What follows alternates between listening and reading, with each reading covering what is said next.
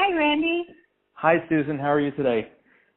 I love your web identity, Under the Radar. That's super clever. I thought that was really great. I'm all about puns. Cool. All right. I'm all about puns. So, yeah, it's great. Thank you. Yeah, it's fun. So how are you today? Oh, excellent. Thank you. Good. How are you? Good. I'm good. Thank you for taking the time today. I appreciate the time. Your time, too. Thank you. So, yeah, let's dive right in. How did the project originally come about? So I wrote All I Wish as a spec script. I think secretly I wanted to direct it, but as soon as I put it out in the world, the voices came back that, oh, this is a good script. It belongs with a seasoned director. Don't be the ball and chain on your own project. And Randy, honestly, there was part of me that said, oh, if the script is good and I'm unproven as a director, I don't want to ruin it. So I just hand it over to somebody experienced and let them do it. And that was sort of my own lack of confidence. And also letting those voices sort of tell me what was possible. I didn't believe it was possible. But I wrote this script 13 years ago. So I waited over 8-9 years to sort of assert myself as director because it seemed to not be going anywhere. Okay. Directors signed on to do it, but then a bigger project came along. Actors signed on, but then they got a studio movie, and it just couldn't quite get off the ground. And I think I was so tired of people leaving me, and I'm like, well, I'm not going to leave myself, so I'm going to do it. So, the process of going out and looking for money is never fun, but luckily I had Sharon by my side, and she made it bearable, and she made it possible. What was it like working with Sharon? Sharon is so fierce and so generous. It's almost unfathomable. As a producer on this movie, she took that role on in the most meaningful way possible. She opened up her home to me, the other actors, for rehearsals. She fed us meals. She opened up her closet so we could dress this character in all the fabulous hats and shoes and accessories that she already owned, so we didn't have to spend money on it. On the set, she was completely free and in the moment and inspired. Sitting in the edit room, I got to tell you, Randy, it was like I was like a kid in a candy store. Every single take was fresh, alive, and great. I had so many choices.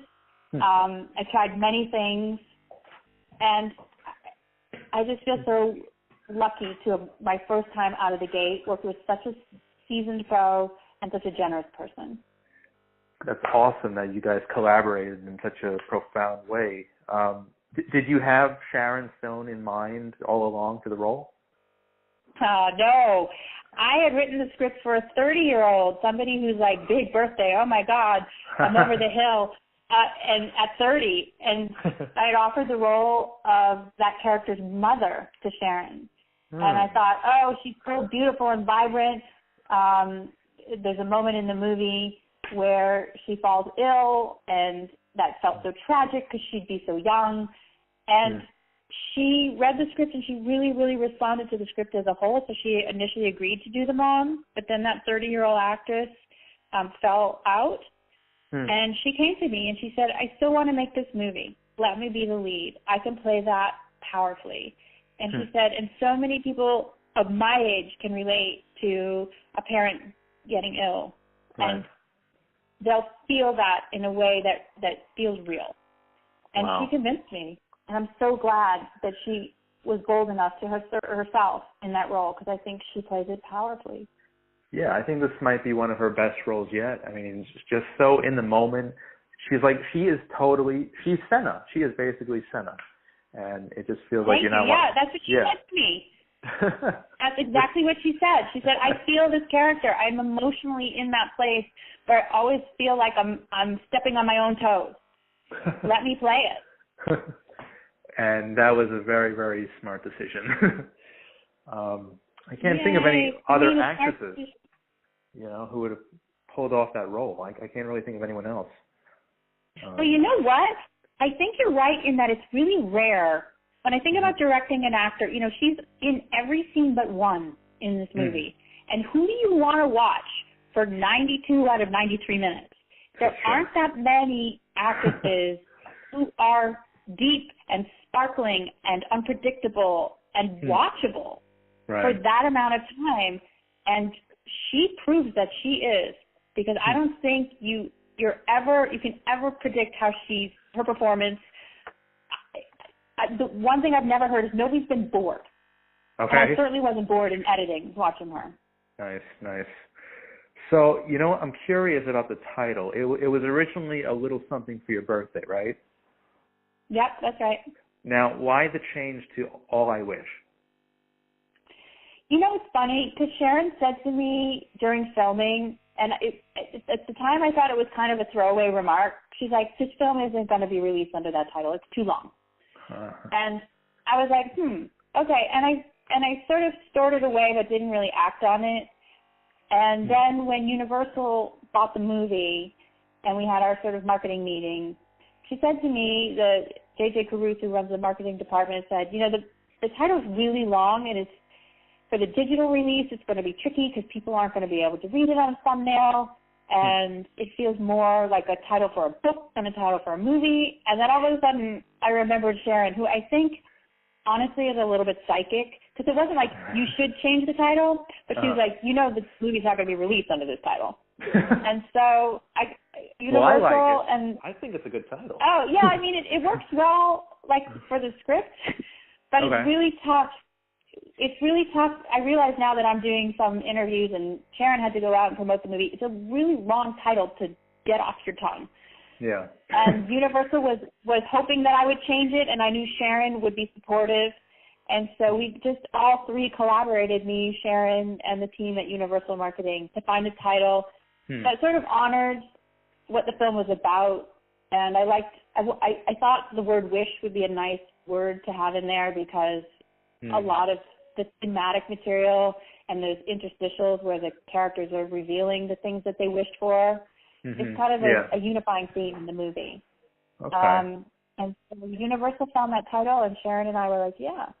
Nice. Do it. So this is your first, this is your directorial debut, correct? Yes.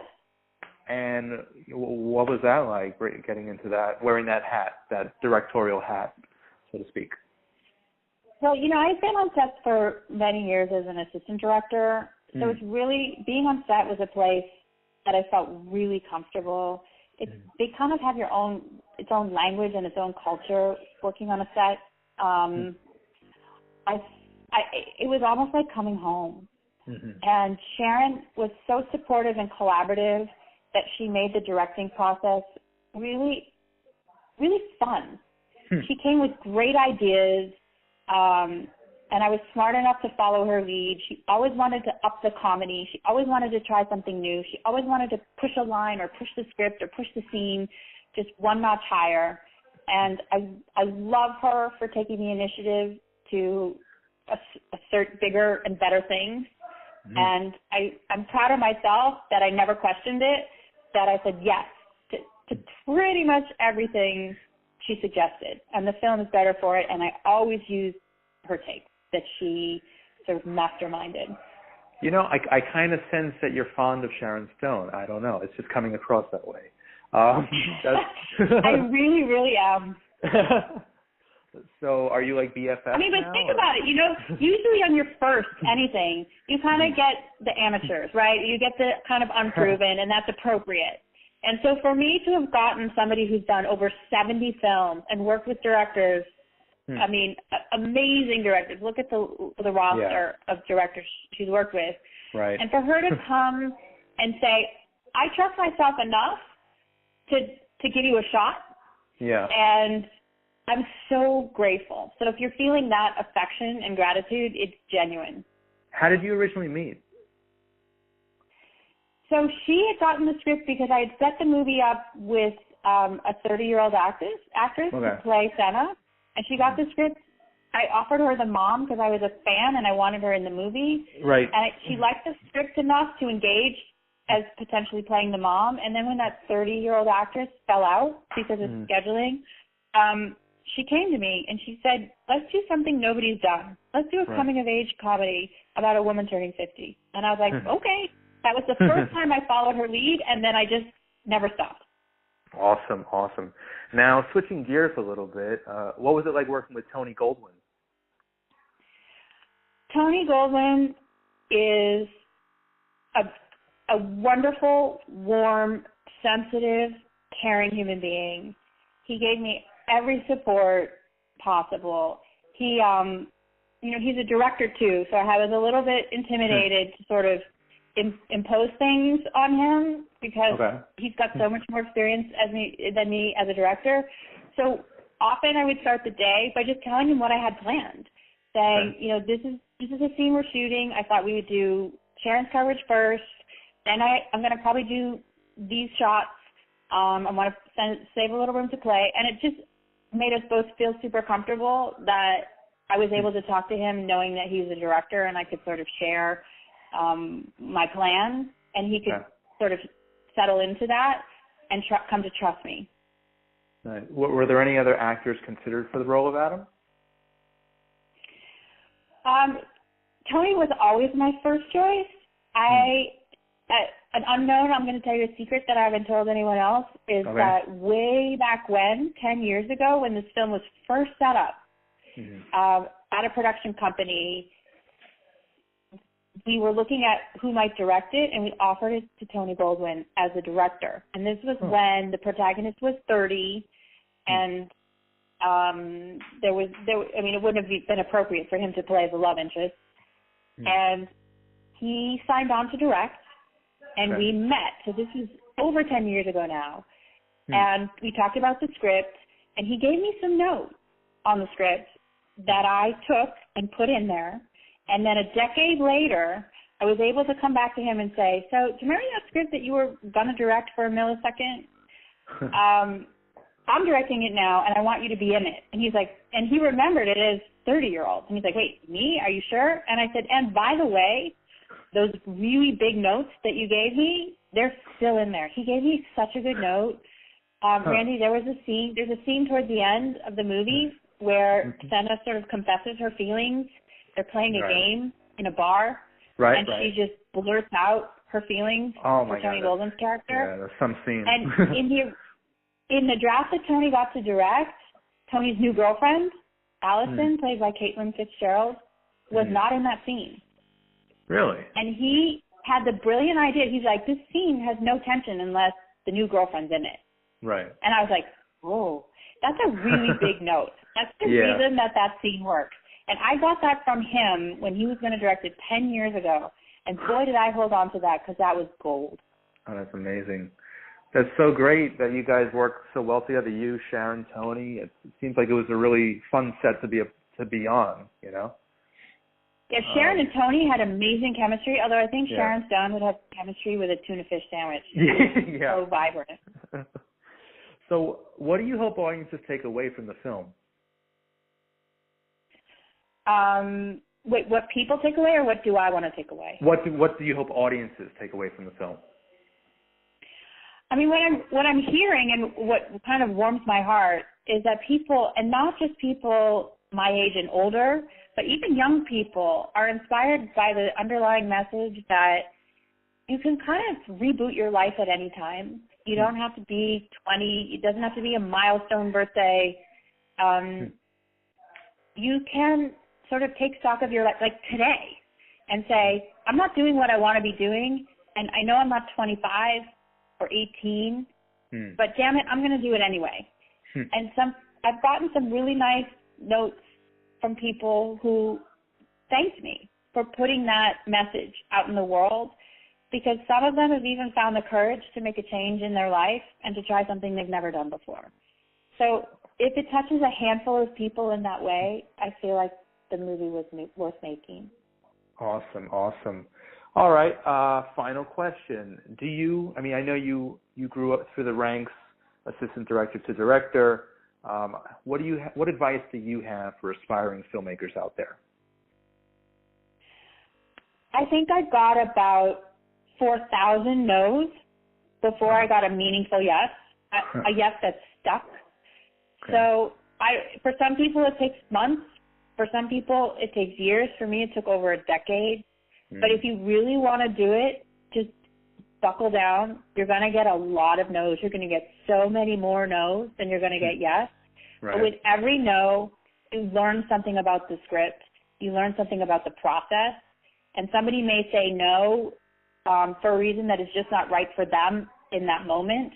And that doesn't mean that it's not good or not worth doing. The thing that I tried to do for many years was try to predict who would want to do this movie and who is it most likely to say yes based on the work they were doing, and I was always wrong. So go for the person that you really, there was no reason why Tony Goldwyn would want to get naked in a romantic comedy. He's never done that.